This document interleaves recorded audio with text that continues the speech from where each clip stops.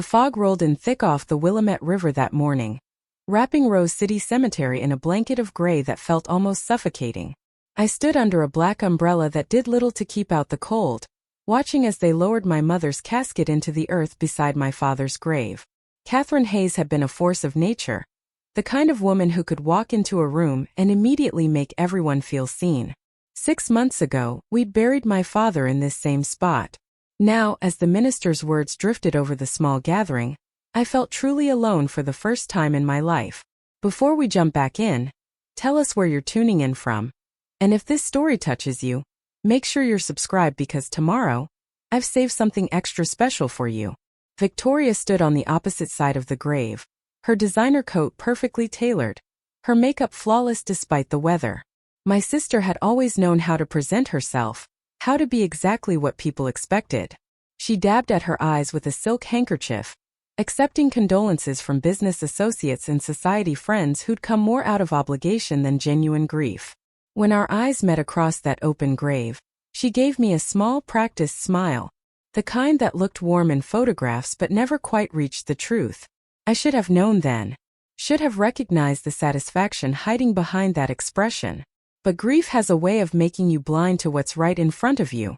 I thought maybe, just maybe, losing both our parents within half a year might have softened something between us, that the years of competition and comparison might finally fall away, leaving just two sisters who'd survived the same loss. I was wrong. The rain had finally stopped by the time the last mourners left Riverside Manor. The old Victorian house sat perched in the West Hills, overlooking the city with views that stretched all the way to Mount Hood on clear days. Today, the mountains were hidden behind clouds, and the house felt darker than I remembered. Growing up here had been complicated.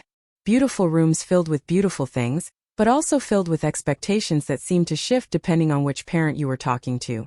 I found myself in the conservatory, a glass-walled room my mother had loved for its light. She'd kept her drafting table here, back before she'd given up her architecture dreams to help my father build Hayes Development Group into what it became.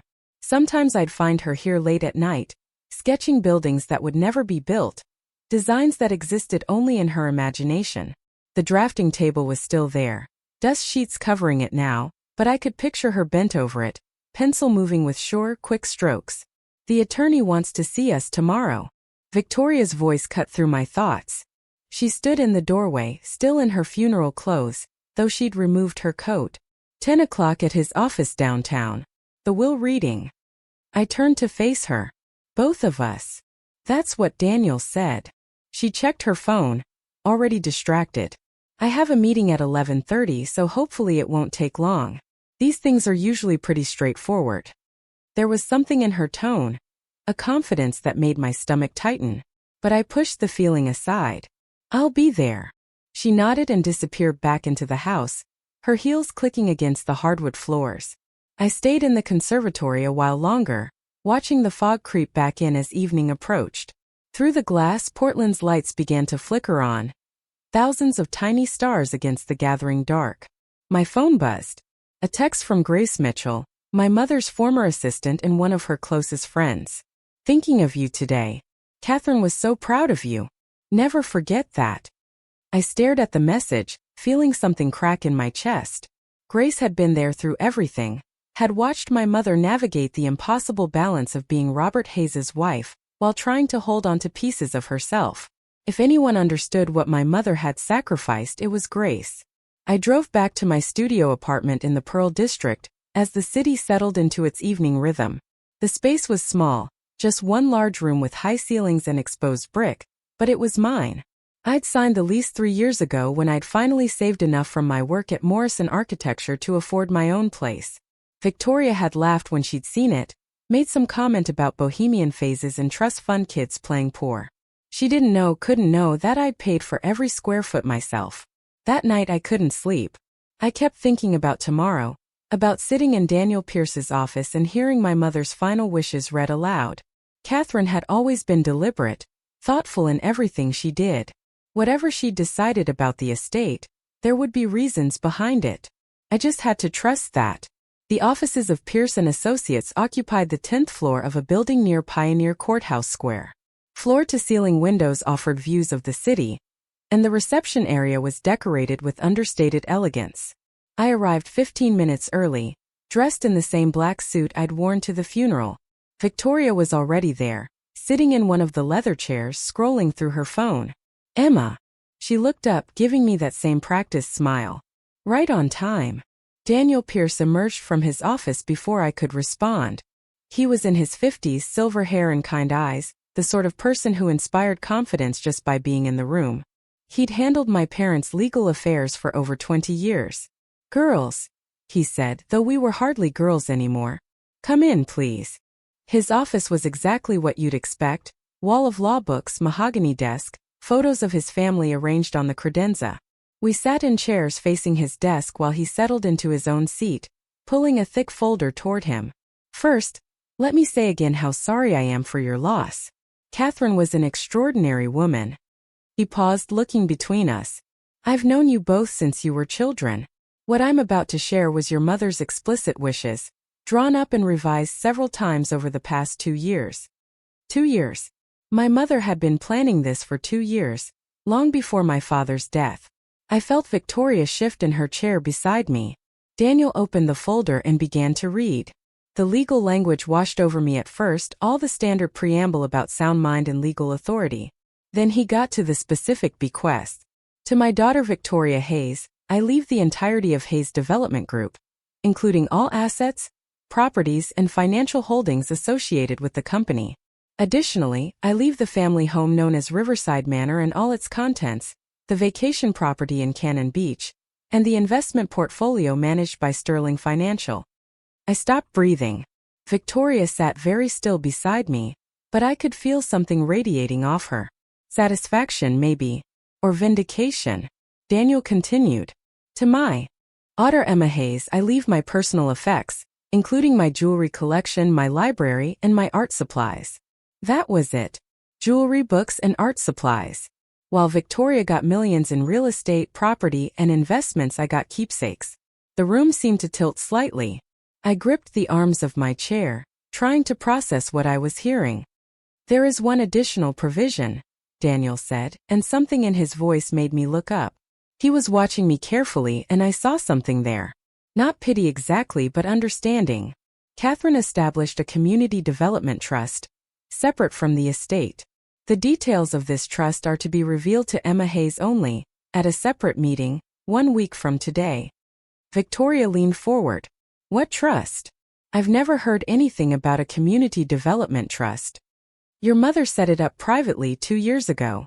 It doesn't affect the main estate distribution, which is why it's not detailed in this reading." Daniel's tone was professional but firm. "Emma, can you meet with me next Tuesday, same time?" I managed to nod, though my mind was reeling. "Yes, I'll be here." The rest of the meeting passed in a blur. Victoria signed papers, asked questions about transfer timelines and tax implications. She was already thinking ahead, already planning how to maximize what she'd received. I sat quietly, my mother's words echoing. Preparing and narrating this story took us a lot of time, so if you are enjoying it, subscribe to our channel. It means a lot to us. Now back to the story. In my head. Personal effects. As if 29 years of being her daughter could be summed up in jewelry and books. We left the office together, waiting for the elevator in silence. When the doors opened, Victoria finally spoke. "I know this might seem uneven," she said, her voice carefully modulated. "But Mom knew I was the one running the business, that I understood Dad's vision for the company. You have your architecture career. You never wanted to be part of Hayes Development anyway." The elevator descended, floor numbers ticking down. I watched them, counting each one, using them to keep my emotions in check. "She left you personal items because they meant something," Victoria continued. "Her jewelry collection alone is probably worth 6 figures. And that library? First editions, signed copies. You always loved books more than balance sheets anyway." We reached the ground floor. The doors opened onto the busy lobby, people moving with purpose toward their important meetings and significant lives. "You're right," I heard myself say. "I never wanted to be part of Dad's company." I walked away before she could respond, pushing through the revolving doors into the gray Portland morning. I made it 3 blocks before I had to stop, leaning against a brick wall, trying to breathe through the pressure in my chest. My phone rang. Grace. Emma? Honey, how did it go? I couldn't answer for a moment. When I finally found my voice, it came out steady despite everything. She left it all to Victoria. The company, the houses, everything. Silence on the other end. Then softly, "Oh, sweetheart. There's something else though. Some kind of trust Daniel wants to tell me about next week. Something Mom set up separately." "Catherine always had her reasons," Grace said carefully. "Always. You know that about her." I thought I did. We talked for a few more minutes before I let her go. I stood on that street corner, watching the city move around me, and I thought about my mother. About the woman who'd sketched impossible buildings in the conservatory at night. About the envelope of cash that had appeared in my mailbox the week before graduate school tuition was due. No note, just enough to cover what my scholarships didn't. About the time she told me quietly that being true to yourself sometimes meant disappointing people who loved you. I took the bus back to my apartment. The Pearl District was busy with the lunch crowd, young professionals and artists mixing in the cafes and galleries that lined the streets. My building was a converted warehouse, all exposed beams and industrial charm. I climbed the stairs to the third floor and let myself into my small space. The afternoon light came through the tall windows, falling across my drafting table where I worked on freelance projects. I'd set it up in the same position my mother had kept hers in the conservatory, angled to catch the best light. It had been a gift from her, given to me when I'd graduated with my architecture degree. "Every architect needs a proper workspace," she'd said, running her hand over the smooth surface. "Even if you end up doing everything on computers now, there's something about drawing by hand. It connects you to the work differently." I sat at that table now, pulling out my mother's final gift to me. Personal effects. I thought about Victoria in Riverside Manor, walking through rooms that had belonged to our parents, claiming space that had been shaped by their choices and compromises. I thought about Hayes Development Group, the company my father had built on aggressive acquisitions and maximum profit margins, the company that had consumed so much of our family's energy. And I thought about my mother's conservatory, her secret sketches, the dreams she'd folded away. A week felt like a very long time. I spent those days going through the motions. Work continued at Morrison Architecture, where I was part of a team designing a new mixed-use development in Southeast Portland. My boss, Richard Morrison, was a mentor in his own way, someone who valued creativity and community impact over pure profit. He'd known my mother slightly, had spoken at a panel with her years ago about sustainable urban development. "Take the time you need," he told me when I'd explained about the funeral. "Family comes first." But work was a relief, honestly. It gave me something to focus on besides the growing knot of confusion and hurt in my chest. I threw myself into the project, refining designs, researching materials, attending meetings with city planners. Victoria called twice. The first time to ask about scheduling a time to go through Mom's personal items at the house. The second to inform me she was putting the Cannon Beach property on the market. "It just makes sense," she said. "Neither of us uses it, and the market's strong right now. We can split whatever it sells for." "The will left it to you," I reminded her. "You don't need my permission." "I'm trying to be fair, Emma." Her voice carried an edge of impatience. "You're acting like I did something wrong." I didn't answer that. After a moment she sighed. "Look, I know you're upset. But this is what Mom wanted. She knew I could handle the responsibility of the estate. You've always been the creative one, the dreamer. There's nothing wrong with that. We're just different." Different. As if that explained everything. As if our parents hadn't spent our entire childhood holding us up against each other, measuring and comparing. Victoria got praised for her business sense, her practical thinking, her ability to network and negotiate. I got told I was too sensitive, too idealistic, too much in my own head. My father especially had made it clear that my chosen path was essentially a hobby, something I'd eventually outgrow when I got serious about life. Only my mother had understood. Or so I'd thought. Tuesday morning arrived cold and clear. I dressed carefully, choosing a navy suit that made me feel more confident than I felt. The bus downtown was crowded with commuters, everyone absorbed in their phones or staring out windows. I watched the city slide past, the bridges over the Willamette, The new construction mixing with historic buildings. The constant evolution that made Portland feel both permanent and temporary at once. Daniel Pierce's secretary showed me straight into his office. He was waiting, that same kind expression on his face, but there was something else now too. Purpose, maybe. He gestured to the chair I'd sat in a week ago. Emma, thank you for coming. He didn't waste time with small talk. What I'm about to share with you is something your mother planned very carefully. She made me promise not to reveal any of this until after the main will had been read and Victoria had taken possession of the primary estate. He slid a document across the desk. I picked it up, scanning the legal language. Words jumped out at me. Trust. Beneficiary. Conditions. My hand started shaking. 2 years ago, your mother came to me with a plan, Daniel said quietly. She'd been diagnosed with a heart condition. The doctors gave her 5 to 10 years, possibly more with treatment, but she wanted to be prepared. She asked me to help her set up something separate from your father's estate, something he wouldn't know about. Why? My voice came out hoarse. Because she knew how the main estate would be divided. Your father had very specific ideas about succession, about who should inherit Hayes' development. Catherine didn't agree with all of his choices, but she also knew that fighting him on it would cause a rift that might never heal. So she found another way. He pulled out another folder, this one thicker. Your mother had resources your father didn't know about. An inheritance from her own parents that she'd kept separate, some investments she'd made independently. Over the years, she'd built up a considerable fund. Not as large as the main estate, but significant. She put all of it into this trust. My heart was pounding. Daniel opened the folder and showed me a summary sheet. The number at the bottom made my vision blur. $8 million. I stared at the number, convinced I was misreading it. $8 million. My mother had $8 million that nobody knew about, that she'd hidden away and put into a trust with my name on it. The office suddenly felt too small, the air too thin. How? I managed to ask. Daniel leaned back in his chair. His expression thoughtful. Your mother was smarter than most people gave her credit for. When her parents died, they left her a substantial inheritance.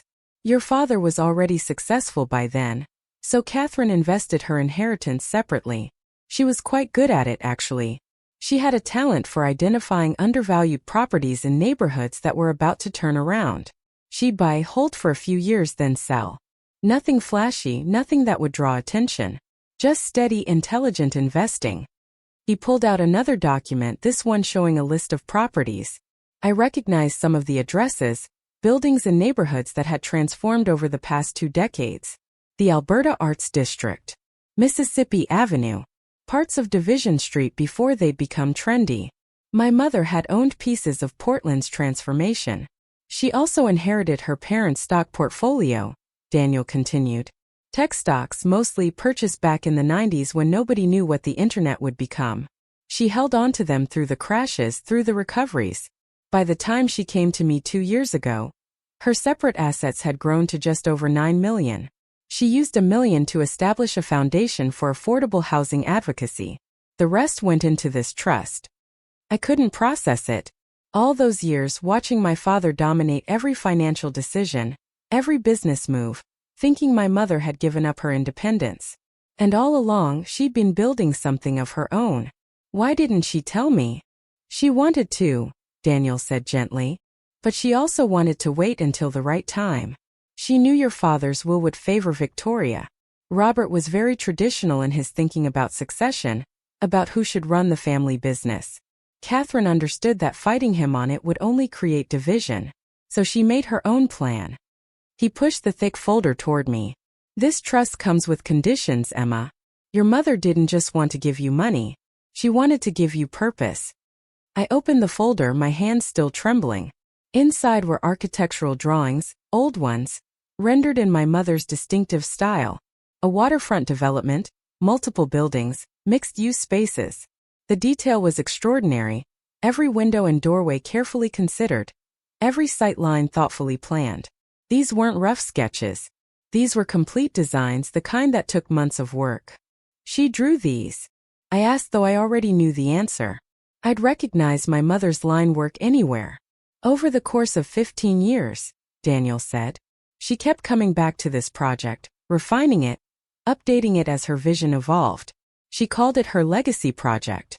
The thing she would have built if she'd stayed an architect instead of becoming Robert Hayes's wife. I turned the pages slowly, taking in the scope of what my mother had imagined. This wasn't just a building. It was a community. Affordable housing mixed with commercial spaces for local businesses. Artist studios with subsidized rent. A community center with classrooms and gathering spaces. Green roofs and courtyards designed to bring people together. It was ambitious and idealistic and absolutely beautiful. The trust is structured around this project, Daniel explained.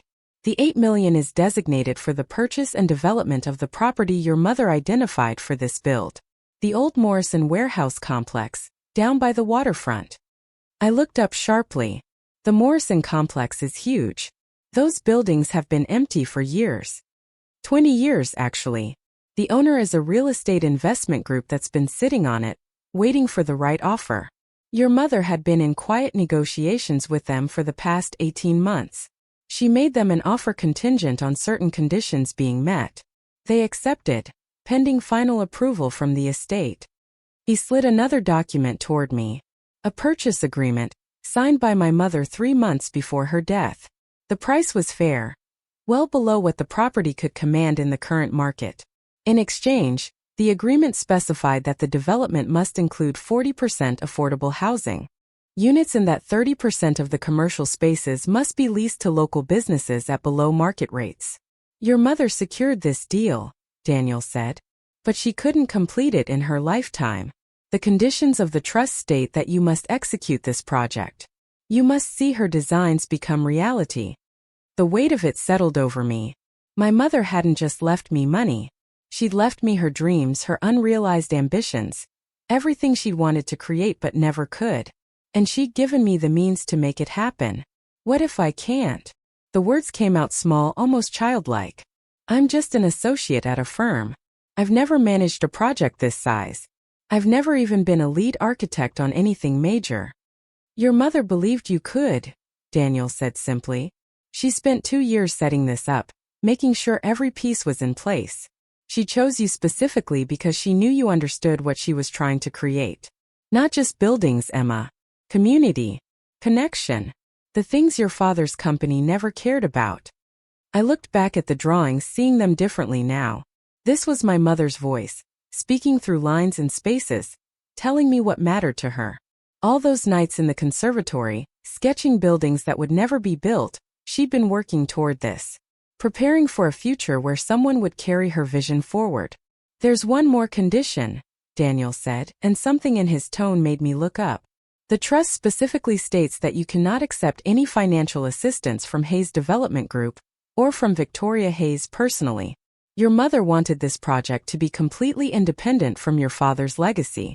If you take any money or resources from the family business, the trust dissolves and the funds revert to the Affordable Housing Foundation she established. She really thought of everything, I murmured.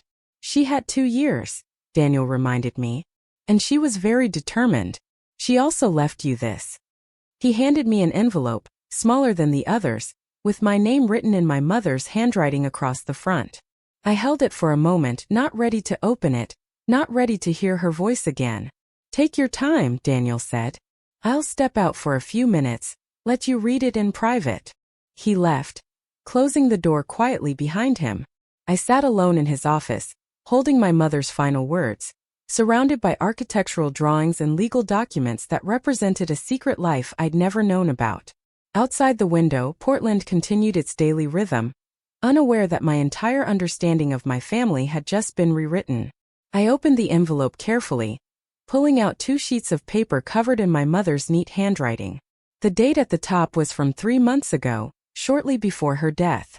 My dearest Emma, it began.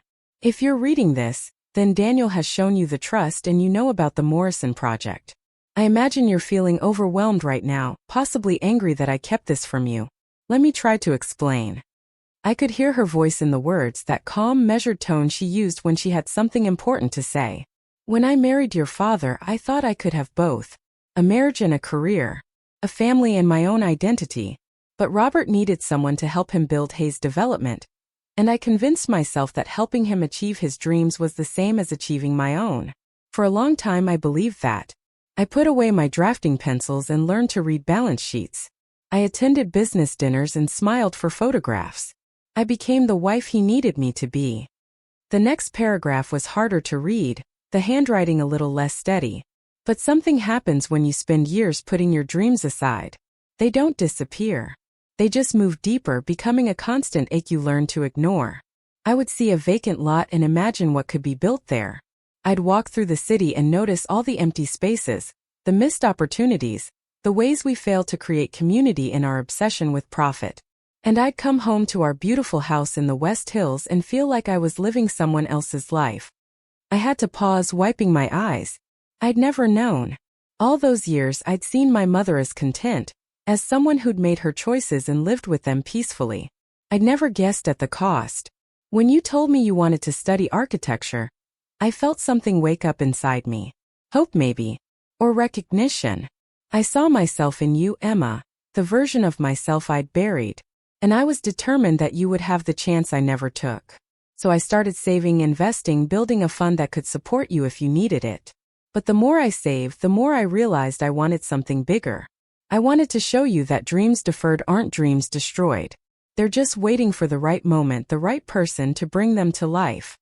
The letter went on, explaining how she'd started working on the Morrison project designs, how she'd spent hours researching sustainable building practices and community development models, how she'd driven by that abandoned warehouse complex dozens of times, imagining what it could become. I know this is a huge responsibility to place on you, she wrote. Believe me, I've questioned this decision many times. But I also know you, Emma. I know your talent, your vision, your commitment to creating spaces that matter. You understand that architecture isn't just about buildings. It's about the people who inhabit them, the communities they serve, the lives they shape. Your father never understood that.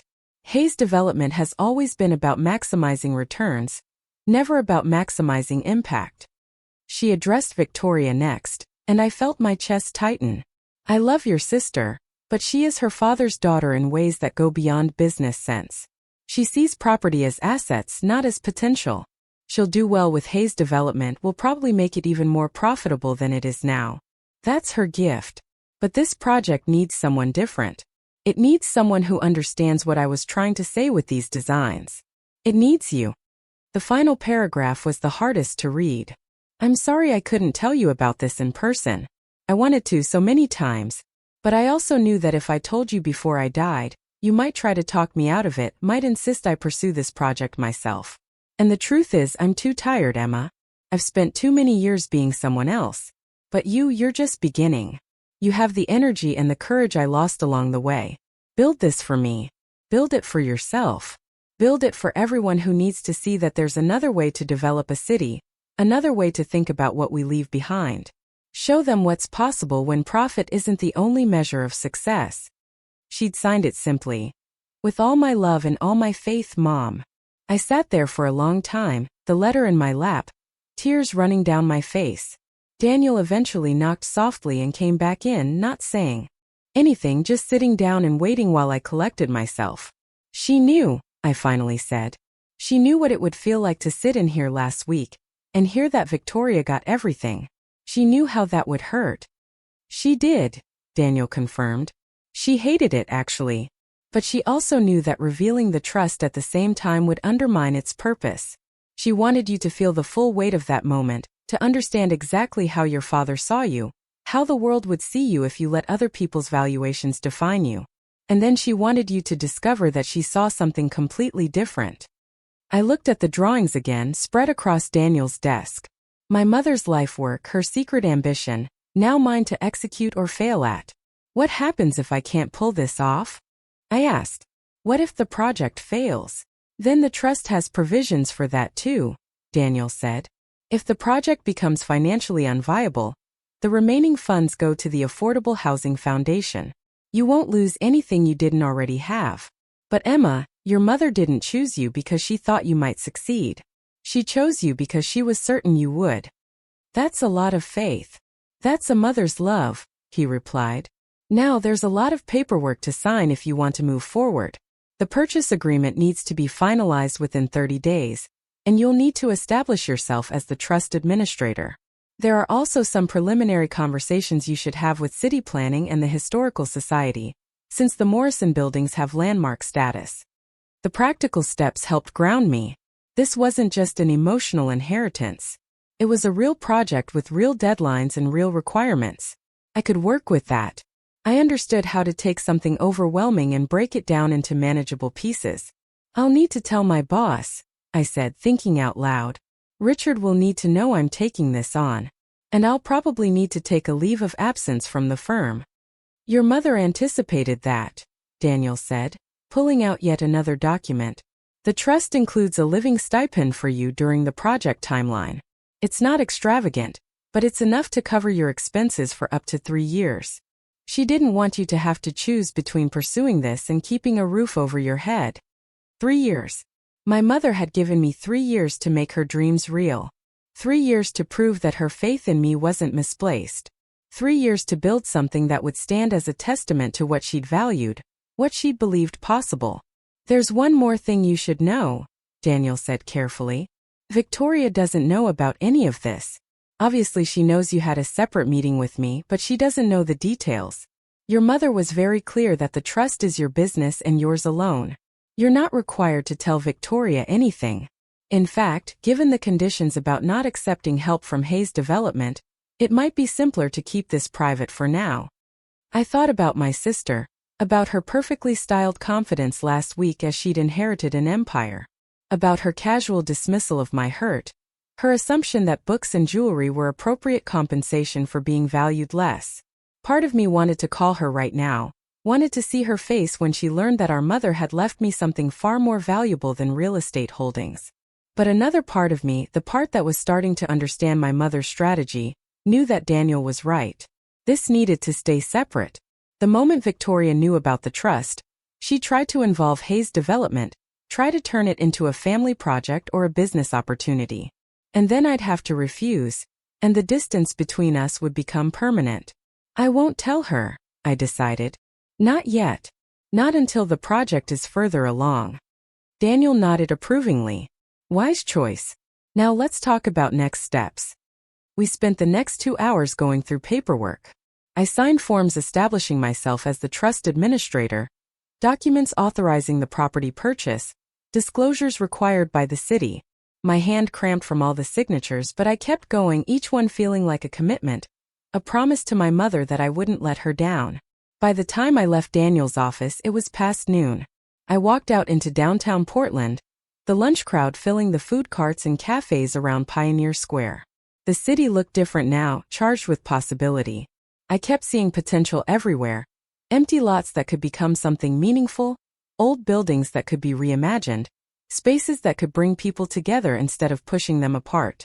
I found myself walking toward the waterfront, following the route I'd traced on the property maps in Daniel's office. The Morrison warehouse complex sat on 3 acres along the Willamette River, 5 connected buildings that had once housed a shipping and distribution operation. The buildings had been empty since the company went bankrupt 2 decades ago, victims of changing shipping patterns and a poorly timed expansion. Various developers had looked at the property over the years, but the landmark status and the cost of renovation had scared most of them off. They'd wanted to tear everything down and start fresh, but the Historical Society wouldn't allow it. So the buildings sat, windows broken, walls covered in graffiti, slowly deteriorating while the city grew around them. I stood across the street, looking at what my mother had seen. Not decay but possibility. Not a problem but an opportunity. The buildings had good bones, solid brick construction from an era when things were built to last. The location was perfect, close enough to downtown, but on the edge of a neighborhood that was just starting to revitalize. And the river access, that was something special.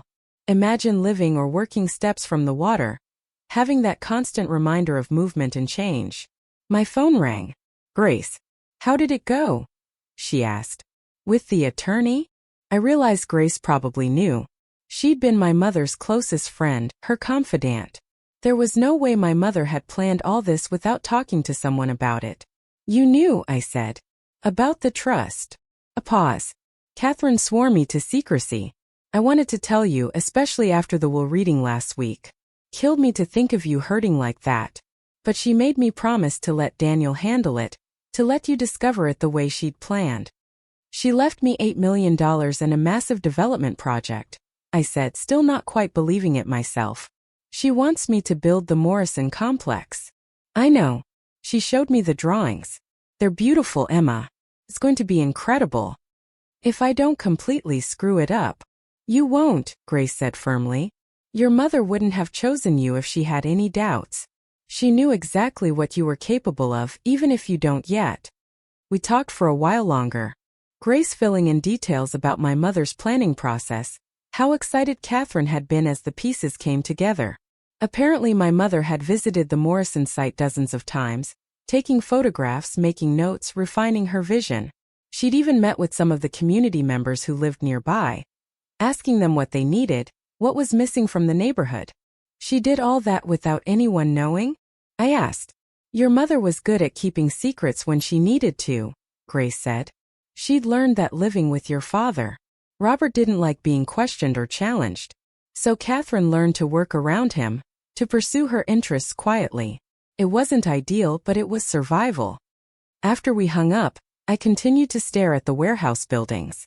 I could see my mother here, camera in hand, notebook open, sketching possibilities. All those years I'd thought she'd given up on her dreams. She'd actually been here, planning, preparing, building toward this moment. My phone buzzed again. A text from Victoria. Need to schedule time for you to collect Mom's personal items. This weekend? I looked at the message, then back at the warehouses. Personal items. Jewelry and books and art supplies. The scraps Victoria thought were appropriate for the daughter who didn't fit the family business model. She had no idea what our mother had really left me. No idea that while she was learning to maximize profit margins, I was being chosen to carry forward something that actually mattered.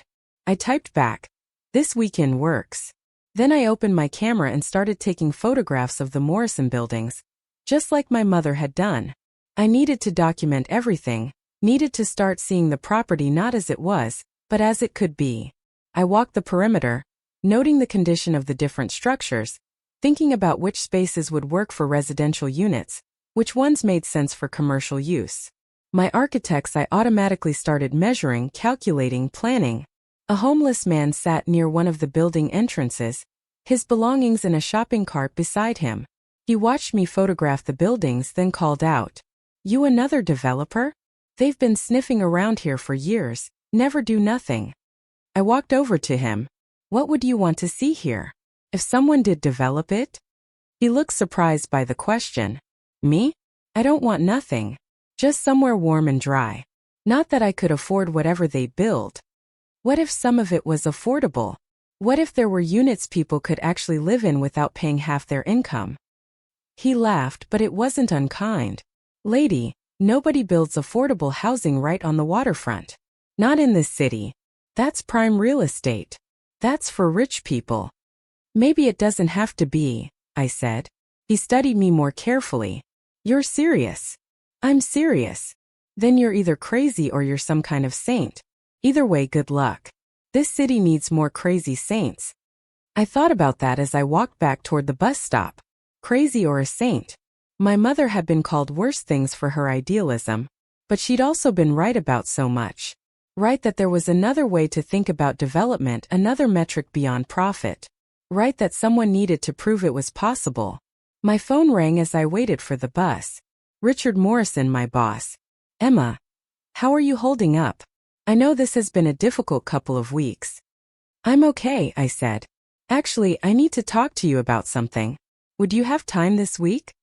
"Of course. Tomorrow morning? Coffee before the office?" We agreed on a time and place. I'd need to tell him about the project, about taking a leave of absence. Richard would understand, or at least I hoped he would. His firm valued community-focused design. This project aligned with everything he'd taught me about architecture that served people rather than just serving developers. The bus arrived and I found a seat near the window. As we crossed the Burnside Bridge, I looked back at the waterfront, at the Morrison buildings growing smaller in the distance. Somewhere in those decaying structures was my mother's dream, waiting to be realized.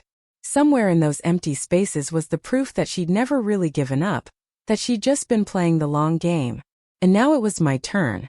I met Richard Morrison at a small coffee shop in the Alberta Arts District, one of those places with mismatched furniture and local art on the walls. He was already there when I arrived, 2 cups of coffee on the table between us. Richard had always been perceptive that way, anticipating what people needed before they asked. "You look different," he said as I sat down. "More focused, maybe. Or more determined." I wrapped my hands around the warm cup, gathering my thoughts. My mother left me something. Not what everyone thinks she left me. Something else entirely. I told him about the trust, about the $8 million in the Morrison warehouse complex, about my mother's secret architectural practice, the drawings she'd been refining for 15 years, the vision she'd never been able to execute herself. Richard listened without interrupting, his expression growing more interested with each detail. When I finished, he sat back in his chair, a slow smile spreading across his face. Catherine Hayes was planning a major waterfront development project, and nobody knew about it. That's remarkable. And she chose you to execute it. "I've never led a project this size," I said, voicing the fear that had kept me awake most of the night. "I've been an associate for 3 years. I've worked on designs, sure, but I've never been the architect of record. I've never managed contractors or navigated city approval processes or dealt with budgets this large. What if I'm not ready?" "Emma, look at me." Richard's tone was firm but kind.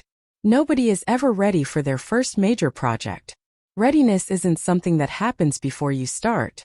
It's something you develop by doing the work. Your mother understood that. She gave you not just the resources but the challenge. She believed you could grow into this." "I need to take a leave of absence," I said. "I can't do this project and work here. It wouldn't be fair to you or to the firm." I figured as much. He took a sip of his coffee. "And I'm going to tell you something that might surprise you. I don't want you to take a leave of absence. I want you to partner with us." I stared at him. "What?" "Morrison Architecture specializes in exactly this kind of work. Community-focused development, sustainable design, projects that balance economic viability with social impact. This Morrison project is everything we talk about wanting to do. Let us be your architecture firm of record. You lead the design, you make the decisions, but you have our infrastructure behind you. Our engineers, our project managers, our relationships with contractors and city officials. You get the support you need, and we get to be part of something meaningful. The trust has conditions," I said slowly. "I can't accept help from my family's company. Everything has to be independent." "We're not your family's company," Richard pointed out. "We're a separate firm with our own reputation and values. Your mother knew about us, didn't she? She knew we'd worked together on community projects before. I'd bet she was counting on you reaching out for professional support from people who understood what she was trying to do." I thought about my mother's careful planning, how she'd anticipated so many scenarios. Of course she would have thought about this. Of course she would have known I'd need experienced partners to pull something this ambitious off. "What would the arrangement look like?" I asked. "You maintain full creative control and decision-making authority. We provide technical support, project management, and our firm's credentials for city approvals. We'd structure it as a collaboration with you as the principal architect on record. Our fee would be reasonable, probably 20% below our normal rate because frankly, Emma, this is the kind of project every architect dreams of working on. This is legacy work." Legacy work. That's exactly what my mother had called it in her letter. I felt something settle in my chest, a sense of rightness that cut through the anxiety. "I need to think about it," I said. "Review the trust documents.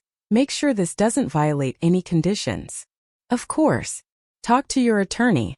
Take whatever time you need. But Emma, don't let fear make this decision. Your mother didn't give you an easy path because easy paths don't prove anything. She gave you something challenging because she knew you were capable of rising to it." We talked for another hour about the specifics of the project. Richard asked to see my mother's drawings, and I promised to bring them by the office once I'd had them properly scanned and backed up. He shared some thoughts about the Morrison buildings based on his knowledge of the area, mentioned some potential pitfalls with the landmark status, and some opportunities with current city incentives for affordable housing development. By the time we parted ways, I felt less alone in this. My mother had set me up with resources and a vision, but she'd also positioned me to find the help I'd need. Richard's offer wasn't charity. It was a genuine professional collaboration that could benefit everyone involved. And more importantly, it aligned with what my mother had been trying to do, building something through partnership rather than dominance, through shared values rather than pure profit motivation. I spent the rest of that week diving into research.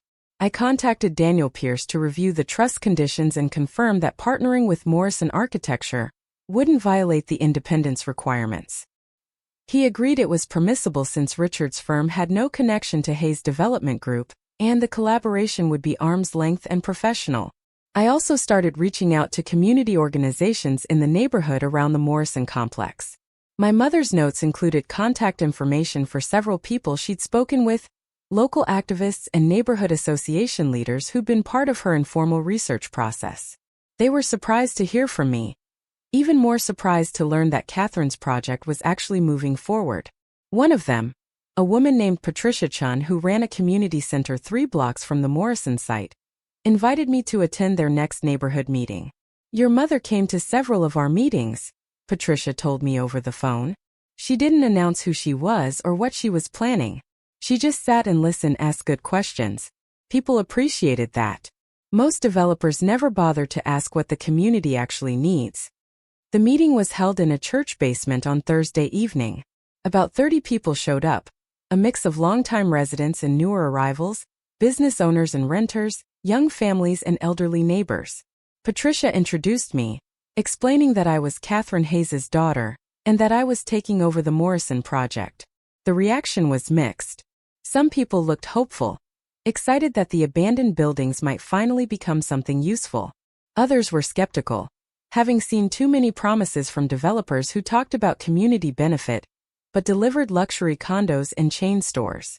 An older man named Gerald stood up. "What are you really planning to build?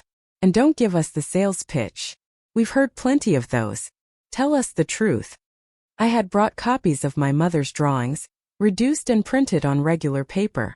I passed them around the room. My mother spent 15 years designing this project. She didn't do it to maximize profit. She did it because she believed development could serve a community instead of displacing it. 40% of the residential units will be affordable housing, priced for people making 50 to 80% of area median income. The commercial spaces will prioritize local businesses over chains, with below-market lease rates for the first 3 years. There will be a community center with free programming, artist studios, and public gathering spaces along the river. A younger woman named Keisha raised her hand. "That sounds great, but we've heard promises before. How do we know you'll actually follow through? How do we know this won't just be another gentrification project dressed up in pretty language?" It was a fair question. I thought about how my mother would have answered it, how she would have earned their trust. "You don't know," I said honestly. "You have no reason to trust me yet. But here's what I'm proposing. I want to form a community advisory board. Real people from this neighborhood who will review plans, provide input, and hold me accountable. I want you involved in the design process, in the tenant selection for commercial spaces, in the programming for the community center. This won't be something I do to your neighborhood. It'll be something we do together." Patricia looked impressed. "That's a significant commitment. Advisory boards take time, and they complicate decision-making." "Good decisions should be complicated," I replied. "Easy decisions are usually the ones that only serve one group of people. I want this to work for everyone." We spent the next 2 hours talking through details. People had questions about timeline, about construction impacts, about parking and traffic. They had concerns about existing residents being priced out as the neighborhood improved. They wanted guarantees about hiring local contractors and workers. I took notes on everything, promising to address each concern in the project plans. By the end of the meeting, the mood had shifted. People weren't completely convinced, but they were willing to give me a chance. Gerald, the skeptical, older man, approached me as people were leaving. "Your mother came to these meetings for almost 2 years, he said. "She never made promises she couldn't keep. Never oversold what she was doing. If you're really her daughter, you'll do the same." "I'll try," I said. "Don't try," he replied. "Do. This neighborhood doesn't need another person who tries. It needs someone who does. I drove home that night thinking about the weight of what I'd committed to. It would have been easier to work with the community as an afterthought, to make decisions and then present them as done deals. But that's what Hayes Development did, what my father had built his empire on. This needed to be different. My mother had understood that genuine community development meant actually including the community, even when it was messy and slow. Saturday arrived too quickly. I'd been dreading it all week, the prospect of going back to Riverside Manor to collect my mother's personal items. Victoria had texted precise instructions about when to arrive and which entrance to use, as if I were a visitor rather than someone who'd grown up in that house. I pulled up to the estate just before 10 in the morning. The gardens looked immaculate, probably the work of the landscaping crew my parents had employed for decades. Everything about the property spoke of wealth and careful maintenance, the kind of place that required constant attention to maintain its perfection. Victoria answered the door herself, dressed casually in expensive athleisure wear. "Emma." Right on time. She stepped aside to let me in. "I've had everything moved to the library. It seemed easier than having you wander through the whole house." The dismissal in her tone was subtle but clear. This wasn't my house anymore. I was here to collect my things and leave. I followed her down the familiar hallway, past rooms I'd known my entire life, now feeling like they belonged to a stranger. The library was exactly as I remembered it. Floor-to-ceiling bookshelves, leather furniture, and the large window overlooking the gardens. But now there were boxes stacked near the fireplace, my mother's belongings reduced to containers waiting to be hauled away. "I had Margaret pack everything up," Victoria said, gesturing to the boxes. "The jewelry is in the smaller cases. The books are in the larger ones. There were quite a few art supplies in the conservatory, those are in the boxes marked studio. I think that's everything specified in the will." I approached the boxes slowly, not quite ready to start going through them. "What are you doing with the rest of the house?" "I'm redecorating," Victoria said. "Most of the furniture is too old-fashioned. I want something more contemporary. I'm thinking of converting Mom's conservatory into a home gym. The light is perfect for it." Something twisted in my chest. The conservatory, where my mother had spent so many hours dreaming and planning, reduced to a home gym because the light was good. "I see. Don't look at me like that," Victoria said, her tone sharpening. "She left the house to me, Emma. That means I get to decide what to do with it. You can't expect me to keep everything exactly as it was, like some kind of shrine." I didn't say anything. "You didn't have to." She crossed her arms. "You've been judging me since the will reading, acting like I did something wrong by inheriting the estate. Mom made her choices. It's not my fault she valued my contributions more than yours." I turned to face her fully. "Is that really what you think? That she valued you more? What else am I supposed to think? She left me everything. The company, the properties, the investments. You got some jewelry and books. The math is pretty clear." I almost told her then. Almost revealed the trust, the $8 million, the Morrison project. But I stopped myself. This wasn't about winning an argument with Victoria. This was about honoring my mother's strategy, keeping the two legacies separate. "You're right," I said instead. "Mom made her choices." Victoria looked slightly taken aback, as if she'd expected more of a fight. "Well, good. I'm glad you're being reasonable about this. Can I have some time alone with the boxes? I'd like to go through them by myself." She checked her watch. "I have a yoga class at noon. Will an hour be enough?" "That's fine." Victoria left, her footsteps fading down the hallway. I heard the distant sound of a door closing, then silence. I was alone in the library with my mother's things, the sum total of what Victoria believed was my entire inheritance. I started with the jewelry boxes. My mother hadn't been flashy, but she'd had some beautiful pieces. Her engagement ring, which my father had given her when he'd proposed.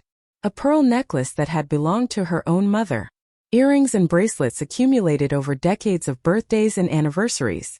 I picked up each piece slowly, remembering when I'd seen her wear them, what occasions had been marked by these small treasures. The books were harder. My mother had been an voracious reader, everything from architecture journals to literary fiction to history and philosophy. She'd written notes in the margins of many of them, observations and reactions that gave me glimpses into her thoughts. In one book about sustainable urban design, she'd underlined a passage about the responsibility of architects to serve not just clients but communities. In the margin she'd written, "This is what I should have done. What I still might do. Even then she'd been planning. Even years ago, she'd been holding on to the possibility that she might reclaim her architectural dreams. The art supplies were extensive. High-quality drafting pencils, professional grade markers, expensive paper that she'd been saving for projects that mattered. There were also notebooks, dozens of them, filled with sketches and calculations and notes. I opened one and immediately recognized the Morrison project in its early stages. Rough floor plans, elevation studies, notes about light angles and traffic flow. I sat on the library floor surrounded by boxes and went through notebook after notebook. This was my mother's secret life, documented in careful detail. She'd been working on the Morrison designs for at least 15 years, just as Daniel had said. I could see the evolution of her thinking, how the project had grown more sophisticated over time, how she'd refined her vision with each iteration. In one of the later notebooks, I found notes from her meetings with community members. Names and quotes, observations about what people said they needed. Gerald worried about displacement. Wants guarantees for existing residents. He's right to worry. Patricia suggests community space for youth programs. Kids need safe places after school. Keisha asks who this development is really for. Valid question. Must ensure answer is everyone. My mother hadn't just designed buildings. She designed relationships, connections, a vision of how different people with different needs could coexist in the same space. This was architecture as social engineering in the best possible sense, using design to solve human problems. I found my phone and started photographing pages, documenting my mother's process. This was research I'd need for the actual development work, but it was also something more. It was proof of who my mother had really been, beyond the role she'd played as Robert Hayes's wife. Near the bottom of one box I found a smaller notebook, different from the others. The cover was worn, the pages yellowed with age. I opened it carefully and realized I was looking at my mother's journal from college, from her years studying architecture before she'd met my father.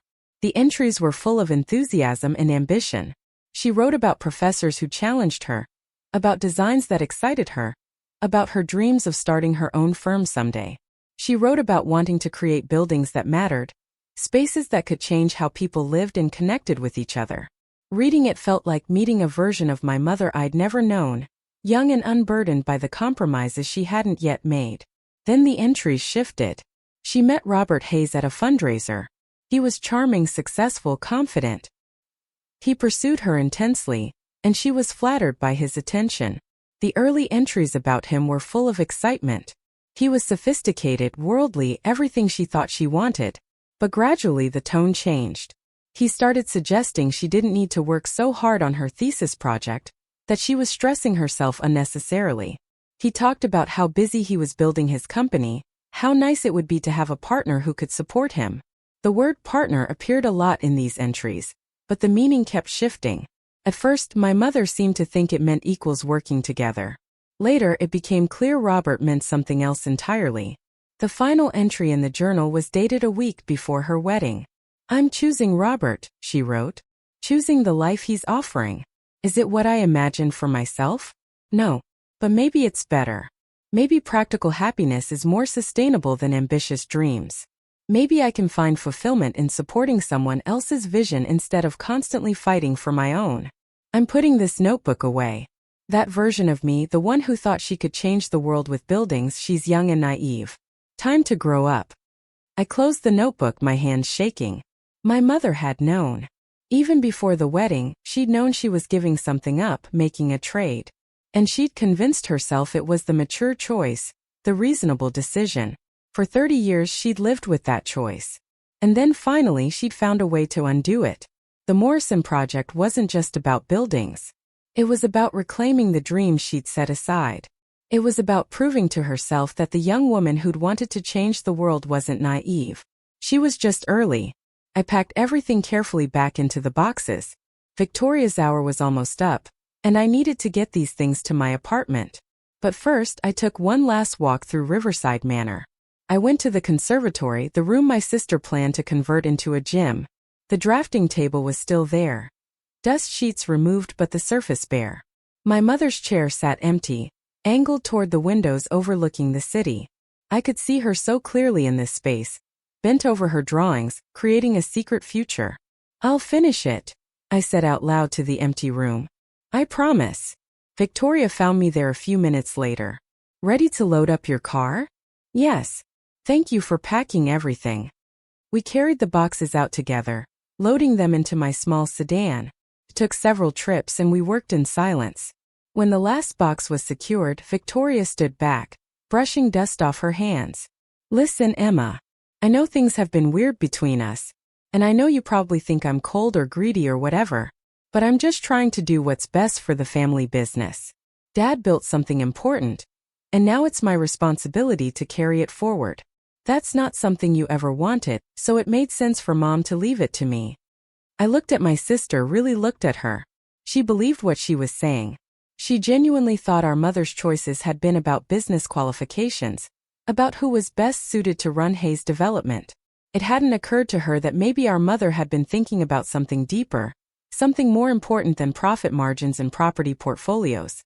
"You're right," I said. "I never wanted to run Dad's company. I wanted something different." "And that's fine," Victoria said, her tone conciliatory now that she'd said her piece. "You're talented, Emma. You'll do well at Morrison's firm. Maybe eventually you'll make partner there. Build your own career, separate from the family." "Maybe," I agreed. I drove away from Riverside Manor with my mother's belongings packed into every available space in my car. In my rearview mirror, I watched the house shrink, that perfect estate that represented everything my father had valued. Victoria could have it. She could redecorate it, modernize it, turn it into whatever she wanted. It didn't matter. My inheritance was in the boxes surrounding me, in the notebooks filled with dreams and plans, in the trust Daniel Pierce had revealed, in the warehouse buildings waiting to be transformed. My inheritance was the permission to be ambitious, to value impact over income, to believe that architecture could change lives. That evening, I spread my mother's drawings across my apartment floor, studying them with fresh eyes. I'd looked at them before, but now I understood their true significance. These weren't just building plans. They were a roadmap, a guide for how to reclaim a life that had been set aside too long. My phone rang. "Richard Morrison." "Emma, I've been thinking about our conversation. I'd like to propose something. Come into the office Monday morning. Bring your mother's drawings. Let's present this to the whole team, start building out a proper development plan. If we're going to do this, we should do it right." "I'll be there," I said. After we hung up, I opened my laptop and created a new folder. Morrison Project. I started uploading photos of my mother's notebooks, organizing the research I'd need. This was real now. Not just an abstract inheritance, but an actual project with timelines and budgets and 1,000 decisions that would need to be made. I thought about Gerald's words at the community meeting. "Don't try. Do. This neighborhood doesn't need another person who tries." I pulled up a blank document and started writing.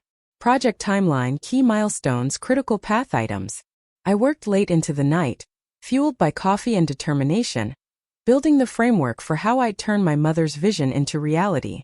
At some point, I fell asleep at my desk, the drawings surrounding me, my mother's words from her letter echoing in my mind. "Build this for me. Build it for yourself. Build it for everyone who needs to see that there's another way." When I woke up just after dawn, the first thing I saw was the photograph I'd taken of the Morrison buildings. In the early light, they looked less abandoned and more patient, just waiting for someone to see their potential, to believe they could become something meaningful. I picked up my phone and texted Daniel Pierce. "When can we finalize the property purchase? I want to move forward." His response came within minutes. "I'll have the documents ready by end of week.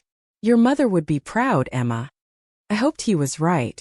I hoped that wherever my mother was, she could see that her faith hadn't been misplaced, that the dreams she'd deferred weren't destroyed, just dormant, that sometimes the best inheritance isn't money or property or things. Sometimes it's the courage to live differently, to value what matters over what's expected. Sometimes it's the permission to finish what someone else started. and in doing so discover who you were always meant to be. The Morrison architecture team filled the conference room Monday morning. 12 people ranging from junior designers to senior project managers. Richard had assembled everyone who might touch the project in some capacity, and the energy in the room felt charged with anticipation. I'd arrived early to set up, spreading my mother's drawings across the large presentation table, arranging them in chronological order so people could see how the vision had evolved. Richard opened the meeting with brief introductions, then turned the floor over to me. I felt a flutter of nerves as I stood, but then I looked down at my mother's drawings and the anxiety steadied into purpose. My mother spent 15 years designing a development project that nobody knew about. I began. She did it in secret, late at night, stolen hours between family obligations and social commitments. She did it because she believed architecture could serve a higher purpose than just generating returns for investors. And before she died, she set up a trust to make sure this project actually got built. I walked them through the drawings, explaining the layout of the Morrison complex, the mix of affordable housing and market-rate units, the community center and artist studios, the public spaces designed to bring people together. I showed them my mother's research notes, her conversations with neighborhood residents, her careful attention to what the community actually needed, rather than what a developer might want to impose. This isn't just about buildings, I said. It's about proving something. That you can develop property responsibly. That profit doesn't have to be the only measure of success. That architecture can honor both the people who will live in a space and the community that surrounds it. The room was quiet when I finished. Then Sarah-chan, one of the senior designers, spoke up. The landmark status on those buildings is going to complicate everything.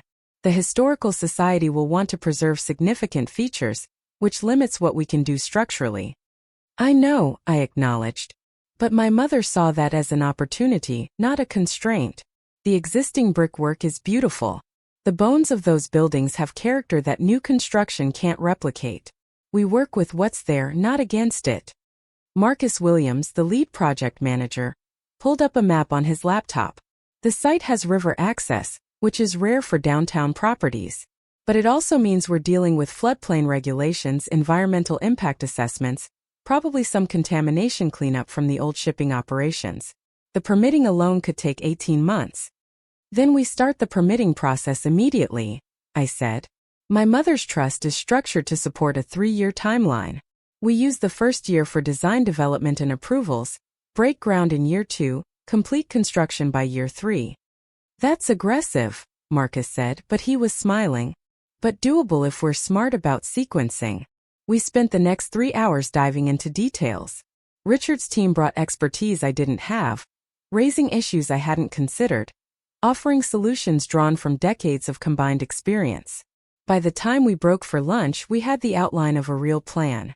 Not just wishful thinking, but a structured approach with clear phases and realistic milestones. Richard pulled me aside as people filtered out of the conference room. This is going to work, Emma. Your mother designed something genuinely innovative. We've done plenty of mixed-use projects, but nothing quite like this. The community engagement component, the affordability requirements, the focus on local businesses, it all ties together into something coherent.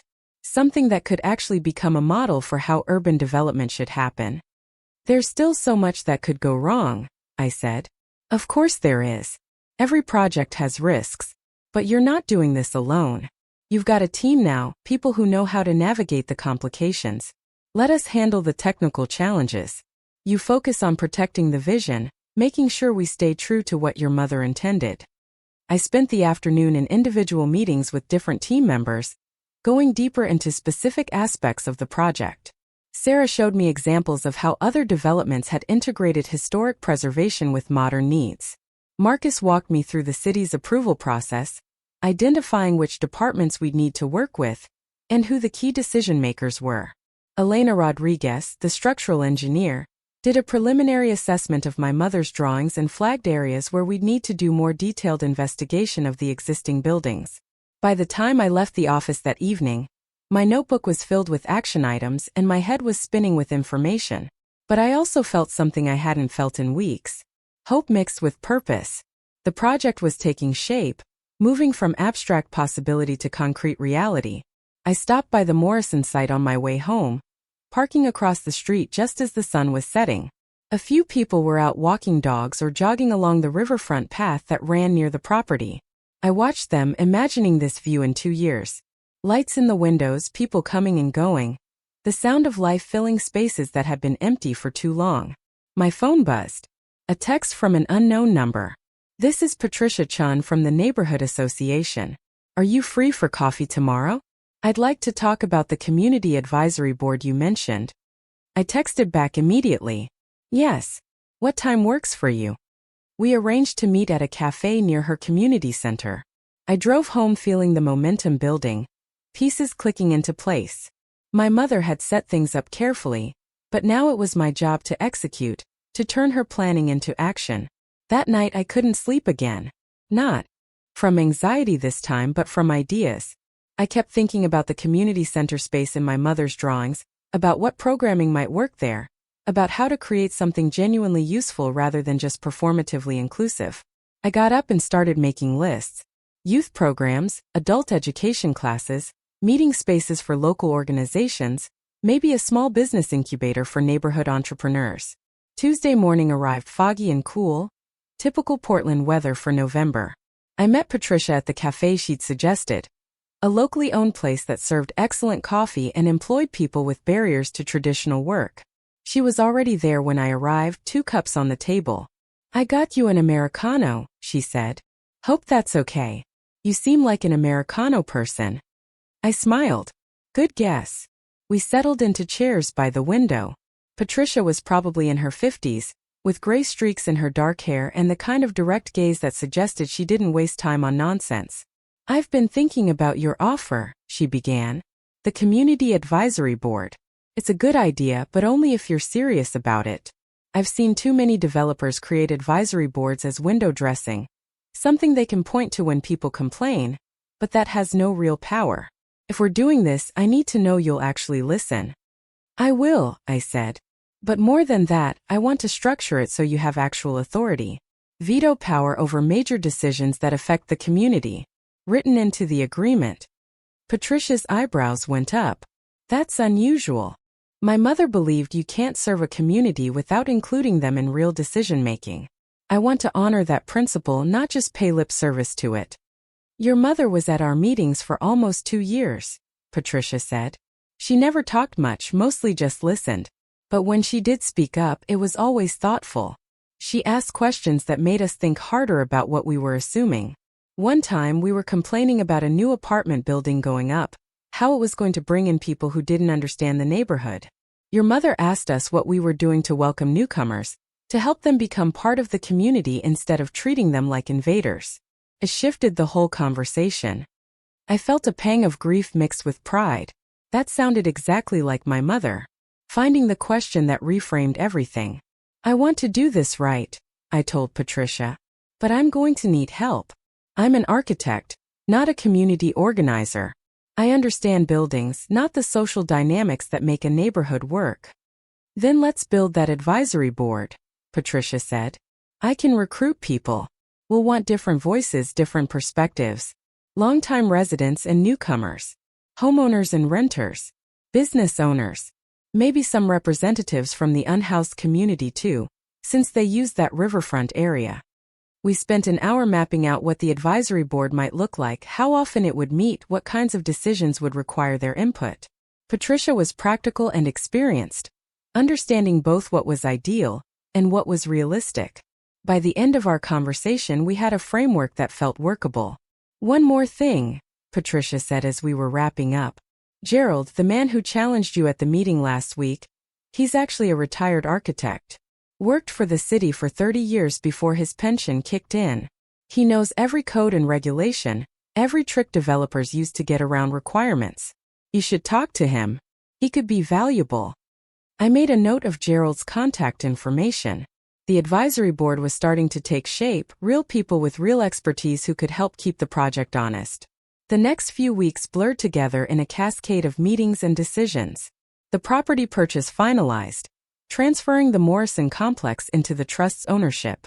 I signed documents until my hand cramped, each signature another commitment to seeing this through. Richard's team completed their initial site assessment. The news was mixed. The buildings were structurally sound overall, better than we'd hoped given 20 years of neglect. But there was significant water damage in some areas, outdated electrical systems throughout, and yes, some soil contamination from the old shipping operations. The environmental cleanup alone would cost nearly $500,000. It's manageable, Marcus assured me, going over the numbers. We factored in contingencies for exactly these kinds of issues. The $8 million your mother allocated should cover everything, including the cleanup. We submitted our preliminary applications to the city's planning department, starting the long process of approvals and permits. Sarah refined my mother's drawings into professional architectural renderings, maintaining the spirit of the original designs while updating them to current building codes. The results were stunning. In the renderings, the Morrison buildings came alive, glass and brick working together, green spaces integrated throughout, people of all ages and backgrounds inhabiting the spaces. I showed the renderings at the next neighborhood association meeting, and the response was overwhelmingly positive. Even Gerald, the skeptical retired architect, nodded approvingly. Your mother knew what she was doing, he said afterward, studying the technical drawings. These are solid designs. Thoughtful. You can see she wasn't just trying to maximize square footage. She was thinking about flow, about how people would actually use these spaces. Would you be willing to join the advisory board? I asked. Patricia mentioned you worked for the city. We could use someone who understands the regulatory side. Gerald looked surprised, then pleased. I'd be honored. Your mother would have asked the same thing, I think. She understood the value of different kinds of expertise. The advisory board held its first official meeting in December, gathering in Patricia's community center on a rainy evening. 8 people showed up, representing different aspects of the neighborhood. Gerald was there, along with Keisha, the young woman who'd questioned my motives at the first meeting. There was also Marcus Thompson, who owned a small construction company and employed local workers. Elena Vasquez, who ran a nonprofit serving immigrant families. James Park, a longtime resident who'd watched the neighborhood change over decades. Maria Santos, a street outreach worker who knew the unhoused population. And 2 younger residents, David Chun and Alicia Brown, who'd moved to the area within the past 5 years. I presented the updated plans, walking through each component of the development. When I finished, I opened the floor for questions and concerns. The conversation that followed was exactly what I'd hoped for. Detailed, challenging, constructive. Keisha pushed back on the affordable housing percentages, arguing they should be higher. Gerald questioned some of the structural approaches, suggesting alternatives that might be more cost-effective. Elena asked about language accessibility and cultural considerations in the community center programming. James worried about construction impacts on existing residents. Every concern was legitimate. Every question pushed me to think harder about decisions I'd been making. This was what real community engagement looked like, messy and time-consuming and absolutely essential. I'm hearing a lot about affordability, I said after we'd been talking for an hour. And I agree the 40% target my mother set might not be enough. But here's the reality. I'm working with a fixed budget. Every dollar that goes to increasing affordability is a dollar that can't go somewhere else. So let's talk about trade-offs. What would you be willing to give up to increase the affordable housing percentage? The question sparked intense debate. Some people felt the commercial space allocation should be reduced. Others argued the community center could be smaller. A few suggested we should just find more funding somehow. But gradually, through discussion and compromise, we landed on a modified plan. 45% affordable housing, achieved by reducing some of the market rate unit sizes and scaling back certain amenities in the community center. I can work with that, I said. I'll have our team revise the plans and run the numbers. If it pencils out financially, we'll make the change. Maria, the outreach worker, raised a different concern. What about the people who are currently using that property? There's usually 5 or 6 folks sleeping rough in those buildings. Where are they supposed to go during construction? It was a question I should have anticipated but hadn't. I made a note, promising to research options. I don't want this project to just displace problems. If people are using those buildings for shelter now, we need to help them find alternatives before we start demolition. The meeting ran late, well past the planned end time. When we finally wrapped up, I was exhausted but energized. This was what my mother had envisioned, development as a collaborative process rather than a top-down imposition. Patricia pulled me aside as people were leaving. "You did good tonight. You listened, you took notes, you didn't get defensive when people challenged you. That's rare. Most developers, they hold these meetings just to check a box. You're actually trying to incorporate feedback. It makes the project better," I said simply. "Why wouldn't I want input from people who know the neighborhood better than I do?" Christmas came and went quietly. I spent the day alone in my apartment, working on revisions to the project plans. Victoria had invited me to Riverside Manor for dinner, but I declined. Being in that house, watching her play hostess in our mother's space, would have been too much. Instead, I video called Grace, who'd retired to a small house on the Oregon coast. She asked about the project, and I spent an hour showing her updated renderings and telling her about the advisory board meetings. "Catherine would be so proud," Grace said, her eyes bright with emotion. "She always believed you understood what mattered." She was right. By January, we'd completed the design development phase. The plans had been refined based on advisory board feedback and technical requirements from the city. The affordable housing percentage had increased to 45% as promised. We'd secured commitments from 3 local businesses interested in the commercial spaces, including a small grocery store that would serve the neighborhood's food access needs. The community center programming had been developed in partnership with local organizations who would actually run the programs. The city planning department scheduled our main approval hearing for late February. This would be the big test, presenting the project to the Planning Commission and addressing any concerns from other city departments or members of the public. I spent weeks preparing for the hearing, working with Richard's team to anticipate questions and develop responses. We put together a comprehensive presentation showing not just what we wanted to build, but why it mattered, how it would benefit the community, and how we'd addressed all the technical requirements. The hearing was held in City Hall, in a large room set up with rows of chairs facing a raised dais where the planning commissioners sat. I arrived early with Richard and several team members, setting up our presentation materials and trying to calm my nerves. The room filled gradually. Members of the advisory board showed up, showing their support. I saw Gerald and Patricia and Keisha, along with several others. But there were also people I didn't recognize, some carrying signs that read, "Stop Gentrification," and "Neighborhood Not for Sale." My stomach dropped. Protesters. Richard noticed my expression and leaned over. "This is normal. Any significant development gets opposition. Just stick to the presentation.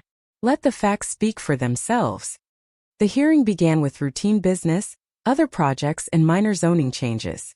Finally, around 40 minutes in, our project was called. I walked to the podium, acutely aware of everyone watching. I started with my mother's story, how she'd been an architect before giving up her career to support my father's business, how she'd never stopped dreaming about the buildings she might have created, how she'd spent 15 years secretly designing this project, planning every detail, engaging with the community, creating something that would outlive her. "This isn't just a real estate development," I said, my voice steadier than I felt. "It's a vision for how cities can grow without losing their soul. How we can create new housing without displacing existing residents. How architecture can serve everyone, not just people who can afford market-rate prices." I walked through the plans, highlighting the affordability commitments, the community center, the local business focus, the environmental sustainability features. I talked about the advisory board and how community input had shaped every aspect of the design. I showed letters of support from neighborhood organizations and local businesses. When I finished, the commissioners asked questions. Technical things mostly about parking ratios and traffic impacts and how we'd phase construction. I deferred to Marcus and Sarah for some answers, grateful to have their expertise backing me up. Then the public comment period began. Several members of the advisory board spoke in support. Patricia gave an impassioned statement about how rare it was to see a developer genuinely engage with community needs. Gerald, the retired architect, vouched for the technical quality of the designs. But then the opponents got their turn. A woman stood up, identifying herself as a representative of a neighborhood preservation group. "This project will accelerate gentrification," she argued.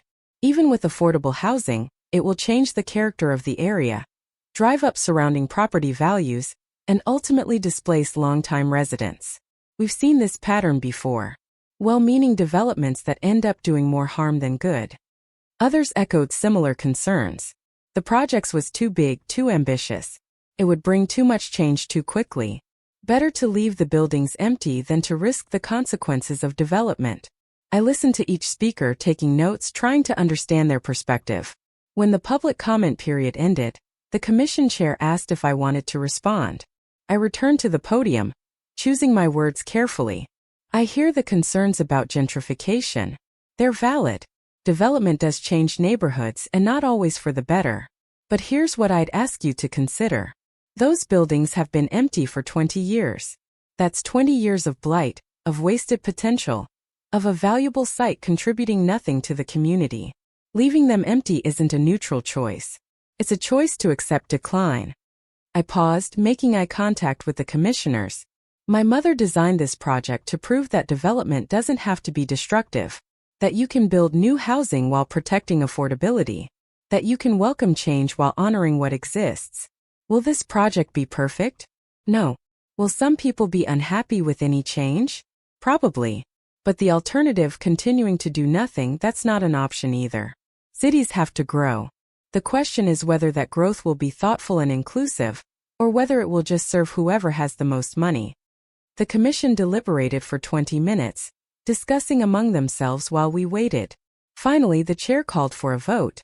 One by one, the commissioners indicated their decision. It passed. 7-2 with conditions about phasing and ongoing community engagement, but it passed. I felt Richard's hand on my shoulder as relief washed through me. We'd cleared the biggest regulatory hurdle. The project was approved. Outside City Hall, the advisory board members gathered around, offering congratulations. Patricia hugged me, something I hadn't expected. Your mother would have been in that room if she could have been, she said. But I think she knew you'd be able to speak for her vision. And you did. The protesters had disappeared, moving on to their next cause. I felt a twinge of sympathy for them. They weren't wrong about the risks of development. They just reached a different conclusion about whether those risks were worth taking. Over the next few months, the project shifted from planning to preparation. We finalized contracts with builders and suppliers. We secured the necessary insurance and bonding. We hired a community liaison, someone who would maintain contact with neighbors throughout construction and address concerns as they arose. In April, Maria, the street outreach worker, connected me with the people who'd been sheltering in the Morrison buildings. With her help, we found each of them alternative housing or shelter placements before we took possession of the site. It wasn't perfect, the shelter system was inadequate, but at least we weren't literally pushing people out onto the streets. The groundbreaking ceremony was scheduled for May, time to coincide with my mother's birthday. The advisory board helped plan the event, making sure it felt like a community celebration rather than a corporate photo opportunity. The morning of the groundbreaking arrived sunny and warm, perfect spring weather. We'd set up a small stage near the Morrison buildings, with chairs arranged in rows for guests. I'd invited everyone who'd been part of the journey, from Richard's team to the advisory board to city officials who'd supported the project. Victoria showed up, which surprised me. I hadn't invited her specifically, but news of the groundbreaking had appeared in the local paper. She stood at the back of the crowd, dressed impeccably as always, her expression unreadable. Patricia opened the ceremony, welcoming everyone and talking about what the project meant for the neighborhood. Gerald spoke about my mother's careful planning and attention to detail. Richard discussed the architectural significance of preserving the historic buildings while adapting them for modern use. Then it was my turn. I stood at the podium, looking out at the crowd of people who'd made this possible, and beyond them to the Morrison buildings waiting to be transformed. A year ago, I sat in a lawyer's office and learned that my mother had left me nothing. I began. Or that's what I thought. The will gave everything to my sister. The company, the houses, the investments. I got personal items, jewelry and books and art supplies. I saw Victoria shift uncomfortably in the back row. But then I learned about a second inheritance. Not money, though there was that too. Not property, though we're standing on it now. What my mother really left me was permission. Permission to dream big. Permission to believe that architecture could be about more than maximizing returns. Permission to try something difficult because it was worth doing, not because it was easy. I pulled out my mother's college journal, the one where she'd written about giving up her architectural dreams. My mother spent 30 years convinced she'd made the practical choice, the mature decision. But the truth is, deferred dreams don't disappear. They just wait. And if we're lucky, we get a second chance. Sometimes through our own efforts. Sometimes through someone we loved enough to carry our vision forward. I talked about the project, about the community engagement process, about the year of planning and designing and fighting for approval. I talked about what these buildings would become, spaces where people could afford to live and work, where community could flourish, where architecture served human needs rather than just investor returns. My mother called this her legacy project, I concluded. But I think it's more than that. It's proof that it's never too late to reclaim what you thought you'd lost. That dreams deferred aren't dreams destroyed. That the choices we make, even the compromises, don't have to define us forever. We can still build something meaningful. We can still create something that matters. The applause started small, then built into something sustained and genuine.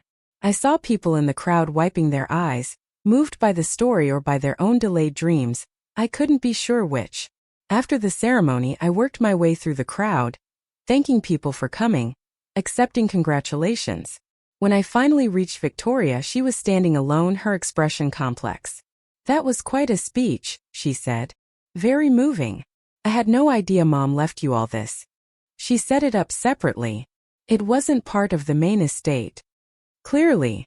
Victoria looked at the Morrison buildings, really seeing them perhaps for the first time. $8 million. That's not nothing. No, it's not. Why didn't you tell me? When we met at the attorney's office, you let me think you'd gotten nothing but trinkets. I considered how to answer. Because this needed to be separate. Mom set it up that way deliberately. The trust has conditions. I can't accept help from Hayes Development. If I told you immediately, you would have wanted to get involved, wanted to make it a family project. And then I would have had to refuse, and things between us would have gotten even worse. Victoria was quiet for a moment. You're probably right. I would have tried to help. Would have seen it as an opportunity to prove I'm not just about profit margins, that I can appreciate community development too.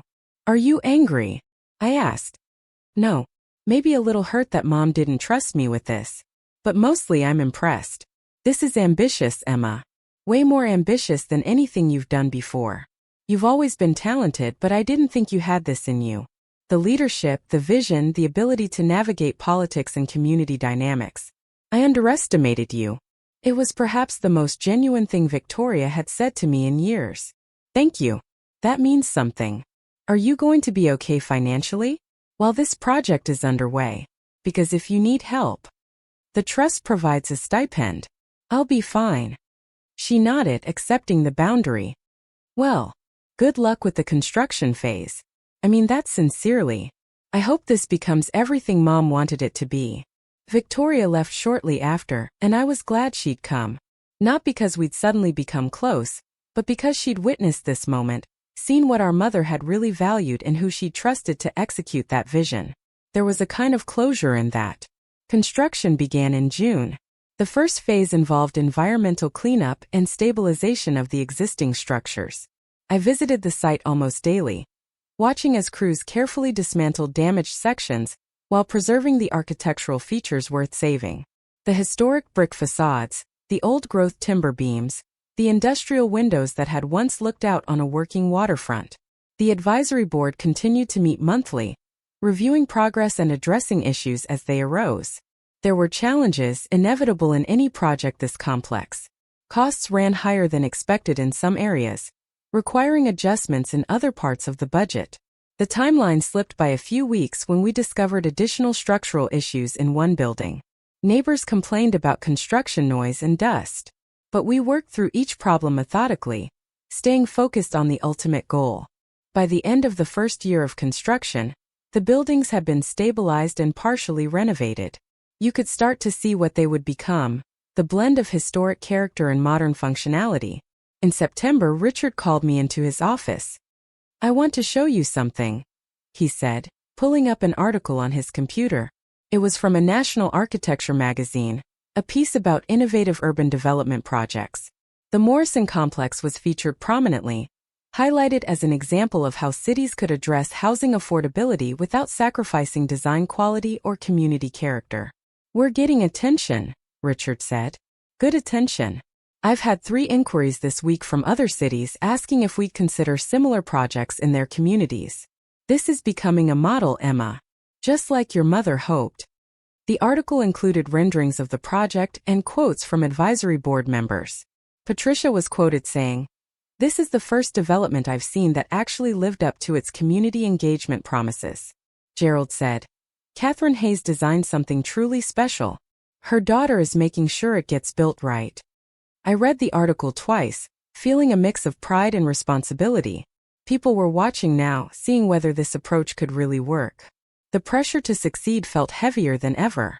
By the project's second year, construction was in full swing. The residential units were taking shape, the commercial spaces being fitted out, the community center rising from what had been a deteriorating warehouse. I split my time between the office where I reviewed plans and coordinated with contractors, and the site where I could see the progress firsthand. Grace visited in the spring, making the drive from the coast to see the project. We walked through the buildings together, and I showed her how my mother's drawings were being translated into reality. The careful placement of windows to maximize natural light, the communal spaces designed to encourage interaction, the attention to accessibility and sustainability. "She would have loved this," Grace said, running her hand along a restored brick wall. "Not just the buildings themselves but the process. The way you've brought people along, made them part of creating something. That's what Catherine always believed architecture should be. Collaborative, not dictatorial." In the final months before completion, the focus shifted to details. Selecting finishes, coordinating move-in schedules, finalizing the community center programming.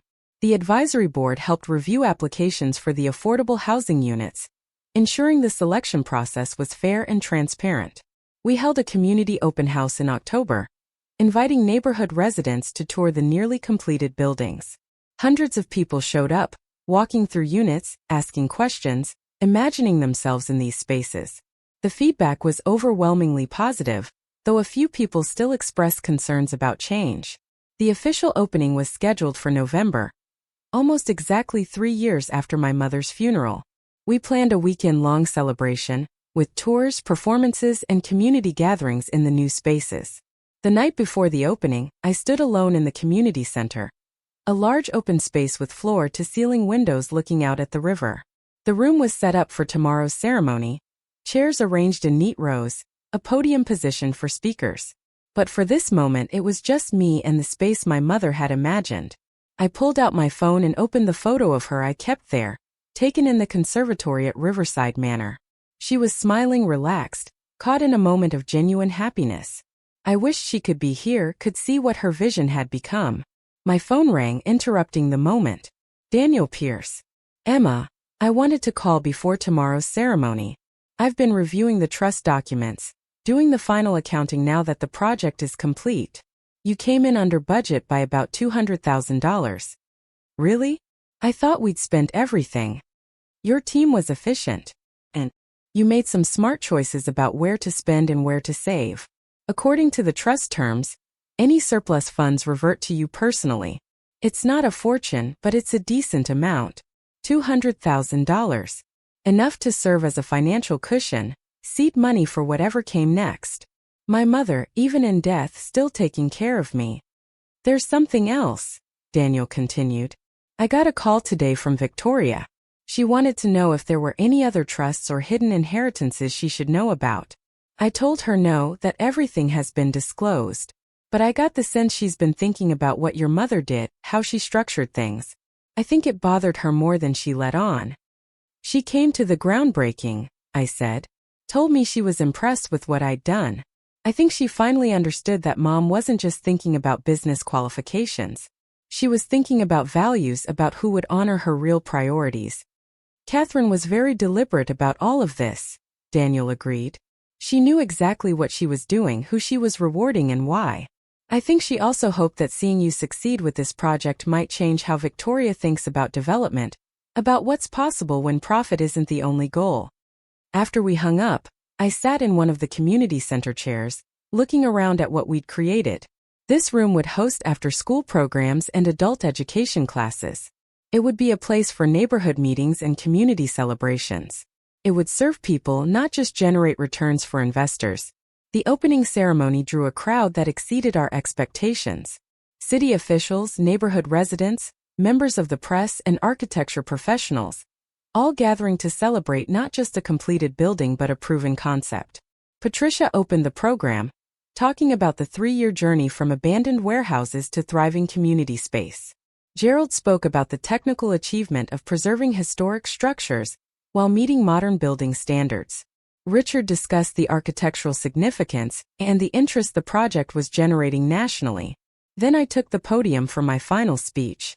I talked about my mother, about the dreams she deferred and the legacy she planned.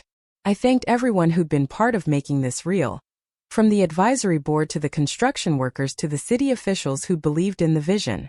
3 years ago, I thought my inheritance was books and jewelry, I said. I was wrong. My real inheritance was the permission to believe that architecture matters, that spaces shape lives, that we can build communities that work for everyone. My mother gave me that. And now together, we've proven it's possible. I looked out at the crowd, seeing so many people who'd contributed to this success. And in the back, standing quietly, I saw Victoria. She met my eyes and nodded, a gesture of respect that felt like its own kind of closure. After the ceremony, people toured the buildings, exploring the residential units and commercial spaces, imagining the life that would soon fill these halls. I watched them move through the spaces my mother had designed, and I felt her presence in every carefully considered detail. As the day wound down and the crowd dispersed, I found myself back in the community center, exhausted but satisfied. The space was empty now except for a few people cleaning up. I walked to the windows looking out at the river, watching the water flow past, constant and changing at once. My phone buzzed. A text from Grace. Catherine would be so incredibly proud. You took her vision and made it better than she imagined. That's the best kind of inheritance. I stood there as the evening light faded, thinking about inheritance and legacy, about what we carry forward and what we transform. My mother had given me resources and a vision, but what I'd built was my own. Her dreams filtered through my skills, her values expressed through my choices. The Morrison project was complete. The buildings were full of life and possibility. The community had a new space to gather and grow. And I had proved to myself and to everyone watching that architecture could be about more than profit. That development could serve communities instead of exploiting them. That dreams deferred could still be realized, even if the dreamer wasn't there to see them finished. I thought about Victoria at Riverside Manor, running Hayes Development the way our father had, maximizing returns and quarterly results. She'd inherit his legacy, continue his work. That was her path and I didn't judge it. But I'd inherited something different. Not just money or property but a way of thinking about what mattered. A belief that success could be measured in lives improved rather than just dollars earned. A commitment to building things that would outlast us and serve purposes larger than ourselves. As I left the community center that evening, locking the door behind me, I carried with me the knowledge that I'd honored my mother's faith in me. I'd taken her carefully laid plans and executed them. I'd navigated the challenges and stayed true to the vision. I'd proved that the young woman who'd wanted to change the world with buildings wasn't naive. She'd just been early. And now, standing at the beginning of whatever came next, I understood that this was just the start. The Morrison project would become a model, inspiring similar developments in other cities. Richard had already received inquiries about consulting on comparable projects. My career was no longer about being an associate at someone else's firm. It was about leading transformational work that proved architecture could change lives. I walked to my car as the city lights came on around me, Portland glowing in the autumn darkness. Tomorrow I'd start thinking about next steps, about where this path would lead. But tonight, I let myself simply feel the satisfaction of completion, of promises kept, of faith justified. My mother had given me more than an inheritance. She'd given me a purpose. And I'd given her vision wings. Up next, you've got 2 more standout stories right on your screen. If this one hit the mark, you won't want to pass these up. Just click and check them out.